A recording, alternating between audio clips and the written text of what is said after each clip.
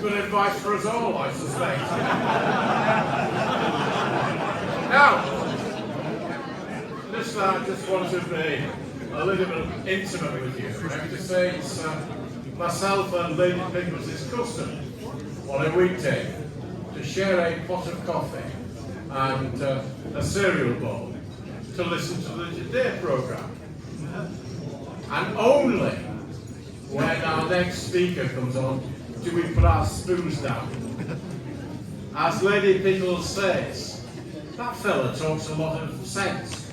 So it's my great pleasure to introduce that fellow, the Shadow Home Secretary, Mr. Chris Philp.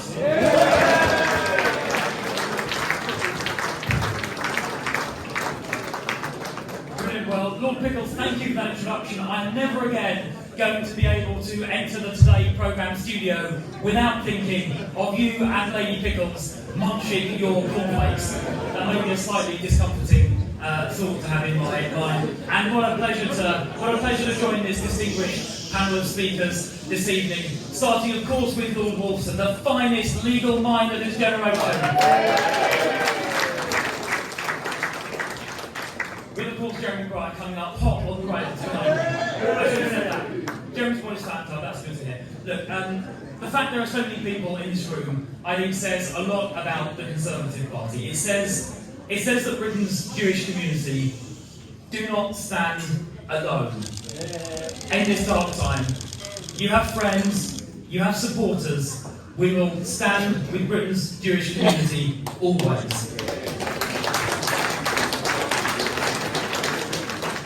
And one of the saddest, I said this at the rally a few weeks ago, one of the saddest conversations I've ever had was about a year ago, when an old friend of mine was coming to visit the UK, a Jewish friend of mine from New York, with his wife and his two daughters. And he asked me this question. He said, when we come to London, are we going to be safe wearing Stars of David, wearing skull cap, wearing symbols of Judaism on London streets? Will me and my daughters be safe? What a terrible question. What a terrible question to even have to ask.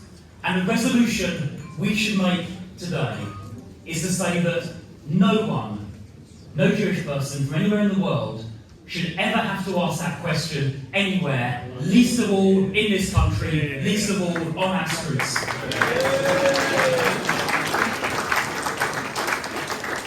And for too long now, the stain of extremism and intolerance and anti-Semitism has been allowed to run unchecked, expressed in those marches happening week after week after week after week.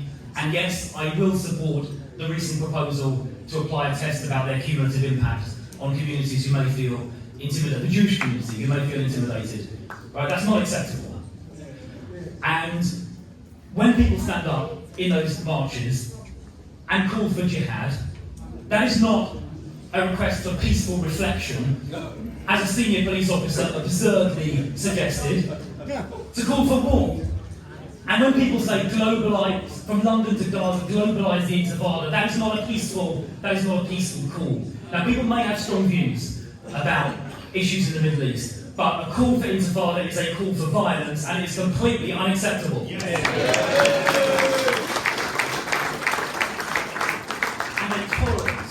a tolerance for that kind of hatred, a tolerance for that kind of extreme language leads to a dark place. And that dark place we saw just a few miles from where we now stand last Thursday morning at 9:31 in the morning, where we saw the appalling spectacle of an anti-Semitic terrorist attack designed to kill people simply because they were Jewish. It's one of the most disgusting things to have happened on these shores, and we must do everything we can to stand up against that and make sure that never ever happens again. And we need to send a signal. We need to send a signal that makes clear extremism here is unacceptable. One of the things we can do, this is not a solution on its own, but part of the solution, is to say that if there are people here who are foreign citizens, not UK citizens, if they exhibit racial or religious hatred, including anti-Semitism, if they express extremist views, or if they express support for violence or terrorism, they're not British citizens, we should deport them. That will send a message. Not in this country, not on these streets, not on our shores. I've got many other things who want to speak. I also hope, just to conclude, that everyone gets behind President Trump's peace plan. I hope Hamas are removed completely.